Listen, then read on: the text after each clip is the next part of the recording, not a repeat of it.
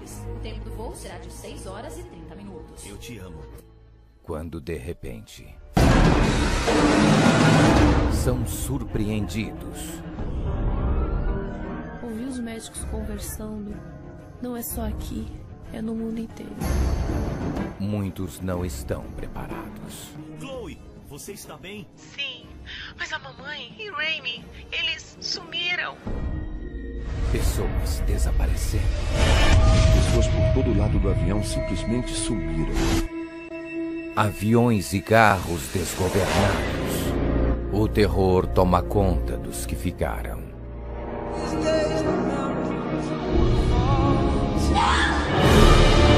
Nunca poderia imaginar que isso iria acontecer. Sabia que isso ia acontecer, mas a forma que aconteceu, como ela sabia? Rejeitaram o alerta da salvação.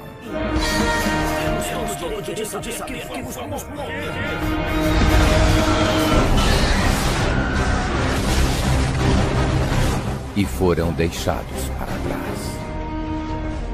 A qualquer momento isto vai acontecer.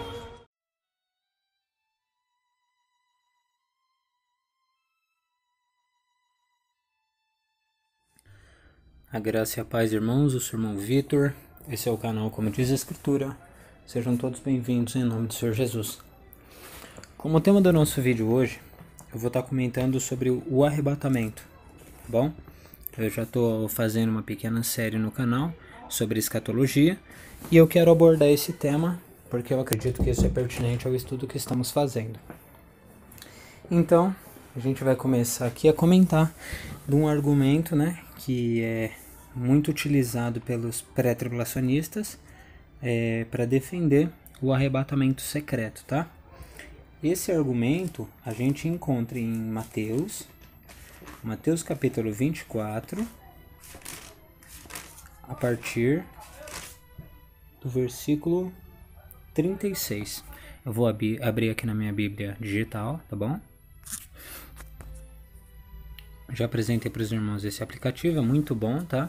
Ajuda bastante nos estudos. Mas vamos utilizar aqui a partir do verso 36. Vou voltar um pouquinho a parábola da figueira, exortação e vigilância, para a gente entrar no contexto, tá? Jesus começa a falar de vários sinais da sua vinda e no verso 32 ele diz: Aprendei, pois, a parábola da figueira. Quando já os seus ramos se renovam e as folhas brotam, sabei que está próximo o verão. Assim também, vós, quando virdes todas estas coisas, sabei que está próximo às portas. Jesus está falando. Da mesma maneira que a figueira, quando ela começa a dar os seus frutos, vocês sabem que está perto o verão, né? Conforme quando ela começa as folhas brotarem, o verão está próximo. Ele disse, da mesma forma, quando vocês virem esses sinais que ele citou, terremotos, guerras, né, muitas coisas que ele citou, sinais no céu, tudo mais. Ele falou, quando vocês virem todas estas coisas, vocês sabem que eu estou próximo, às portas. Em verdade vos digo que não passará esta geração sem que tudo isso aconteça. Esta geração que Jesus está citando é a geração que vê esses sinais, tá bom? A geração que vê esses sinais não passará até que tudo se complete. E aí no verso 35, passará o céu e a terra, porém as minhas palavras não passarão. Mas a respeito daquele dia e hora ninguém sabe, nem os anjos do céu, nem o Filho, senão o Pai. Isso Jesus disse quando ele estava em carne, tá? Só para constar. Hoje o Filho, que tem a plenitude do Pai habitando em si, ele sabe, tá? Jesus sabe hoje que dia que ele vai voltar. Quando ele disse isso, ele não sabia, mas hoje ele sabe, tá?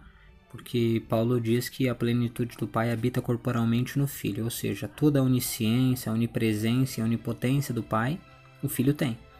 Então, se o Filho não soubesse que dia que ele vai voltar, então o Pai teria mais onisciência do que ele. E não tem, os dois têm toda a plenitude, toda a totalidade do poder do Pai habita no Filho, tá bom? Então hoje o Filho sabe quando ele vai voltar. Porquanto, assim como nos dias anteriores ao dilúvio, comiam, bebiam, casavam-se e davam-se em casamento, até o dia em que Noé entrou na arca e não perceberam, senão quando veio o dilúvio e os levou a todos.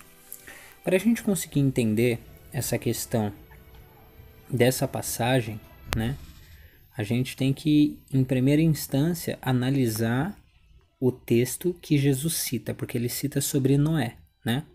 Você vê que Noé era pregoeiro da verdade, Deus mandou Noé construir aquela arca, e quanto havia a construção da arca, a todos foi anunciado que Deus ia derramar da sua ira dos céus, né, sendo a chuva, e nisso ele ia consumir toda a carne existente, né? Era necessário que os homens se arrependessem, mas uma pessoa sequer se arrependeu, a não ser a família de Noé, né? E nisso a chuva desce do céu, né? Se transborda todos os rios, os mares e os oceanos e tudo mais, e tem aquele grande dilúvio, e toda a carne existente no planeta é aniquilada.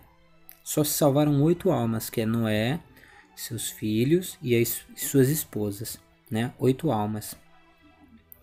E Jesus compara, né, a sua vinda com os dias de Noé.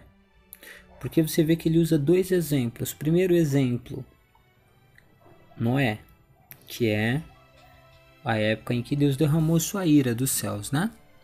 Depois ele compara com os dias de Ló, porque também em Ló teve um derramar da ira dos céus, né? Nos 2, Deus livra os justos, e nos 2 ele derrama sua ira exatamente depois de salvar os justos, né?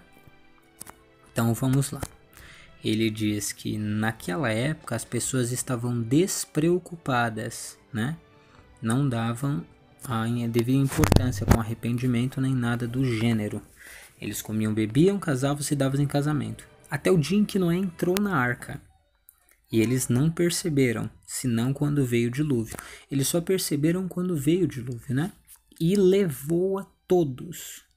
Agora vamos entrar num ponto importante. Bom, tá falando que esses ímpios comiam, bebiam, casavam-se, davam-se em casamento. Eles faziam tudo isso, eles se preocupavam com a sua própria vida até o dia que Noé entrou na arca. E eles não perceberam até que veio o dilúvio, certo? Eles não perceberam. E o dilúvio levou a todos eles. Eu vou fazer uma pergunta pertinente, coisas que a gente deveria se perguntar. O dilúvio levou eles para onde?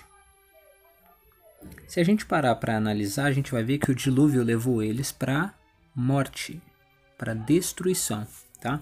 Outro texto que a gente pode usar para contrastar com esse daqui é Lucas capítulo 17, a partir do versículo 20.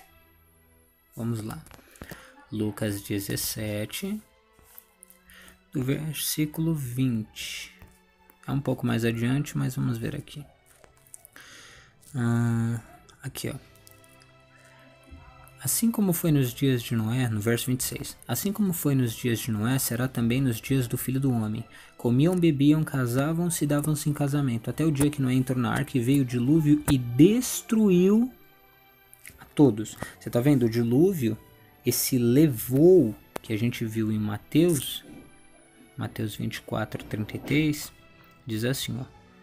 Pois assim como foi nos dias de Noé, também a vinda do Filho do Homem. Porquanto assim como nos dias anteriores ao dilúvio, comiam, bebiam, casavam-se e davam-se em casamento. Até o dia em que Noé entrou na arca, e não perceberam senão quando veio o dilúvio e os levou a todos. Esse os levou eles para destruição. Ou seja, morreram, foram mortos, né? Esse levou, então você vê que Jesus, ele está se referindo a isso. A ser levado para a morte, a destruição dos ímpios, né? A todos. Assim será também na vinda do Filho do Homem. Assim será como na vinda do Filho do Homem o quê? A destruição dos ímpios. Você vê que do céu Deus vai se manifestar, né? E derramar sua ira e sua cólera contra toda impiedade. E é isso que ele está se referindo. Porque em Noé ele derramou a sua cólera na época de Noé. E na época de Ló também ele derramou sua cólera contra a impiedade. E é sobre isso que Jesus está falando. Ele não está falando de arrebatamento aqui, ele está falando do derramar da sua cólera, né? Ó, levou a todos. Assim será também na vinda do Filho do Homem.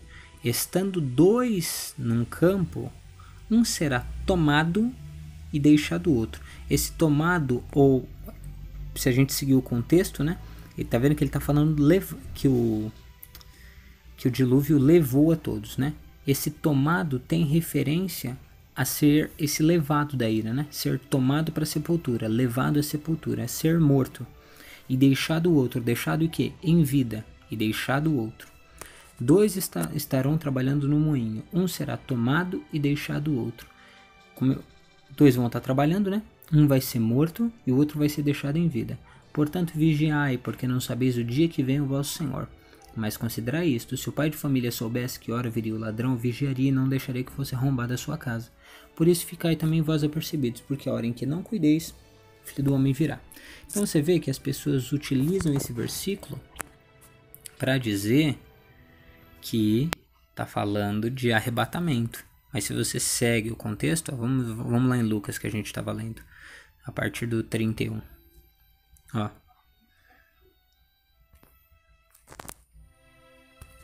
Vamos lá.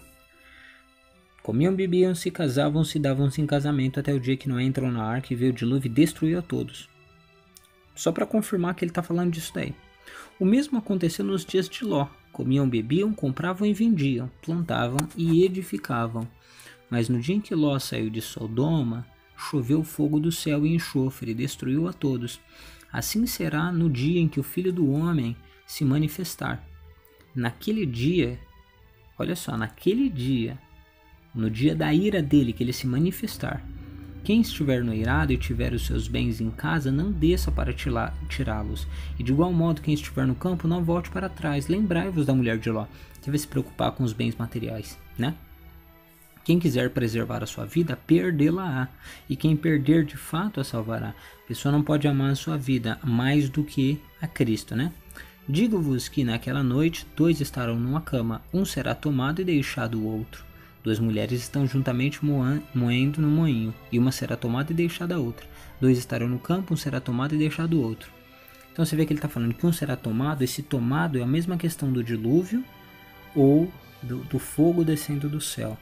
Que ele fala que um vai ser morto e o outro vai permanecer em vida, ímpio e justo, né?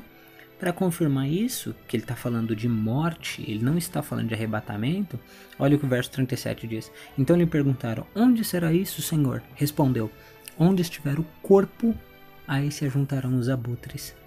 Então você está vendo? Ele está falando de morte. Onde estiver o corpo, ali se ajuntarão os abutres.